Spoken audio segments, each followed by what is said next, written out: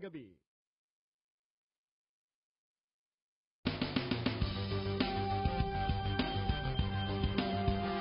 Serbisyo publiko pa rin tayo mga kaibigan ng May 1 na matatapat sa araw ng Martes, Labor Day huyan. Sa ilalim na Aquino's Proclamation 295, wala pong pasok sa mga pampubliko at pribadong tanggapan at maging sa mga eskwelahan. Wala pong pasok mga kaibigan, regular pa rin ang operasyon ng Metro Rail Transit at Light Rail Transit. Wala rin color coding ang MDA sa araw ng Martes.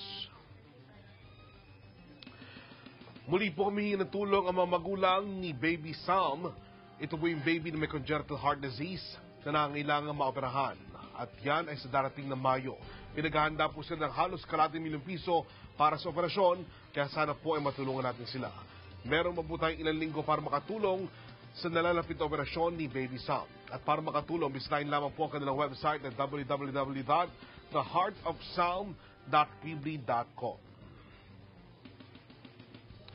Sa mga nais naman makipag-ugnayan sa Responde Tugon Aksyon ngayon, maaari nyo kami tawagan 491-7844 at 491-7845. Maaari nyo rin kami i-text sa 0932-525-0268. 0932-525-0268. Maaari nyo rin kami masundan sa aming Facebook at Twitter account. Hanapin lamang ang salitang Responde o mag-email sa responde.ebc@gmail.com. Pwede rin po sa snail mail sa address na Maligaya Building 2, 887 EDSA, Quezon City. At mga kaibigan, maaari nyo rin mapanood ang mga previous episodes ng Responde. Pupunta lamang sa YouTube at search ang Responde Net 25. Kami po sa Responde kasama ng buong technical people, production staff, at executive producer nakikiramay sa ating kasama si Elaine Matienzo Fuentes sa pagpanaw ng kanyang ama na si Edmundo Mariano Matienzo.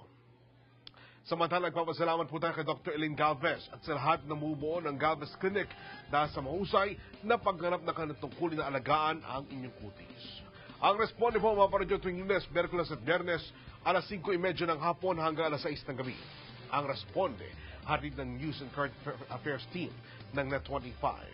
Ang serbisyo publiko po hindi namin pinaghihintay. Iyan ang aming paniwala.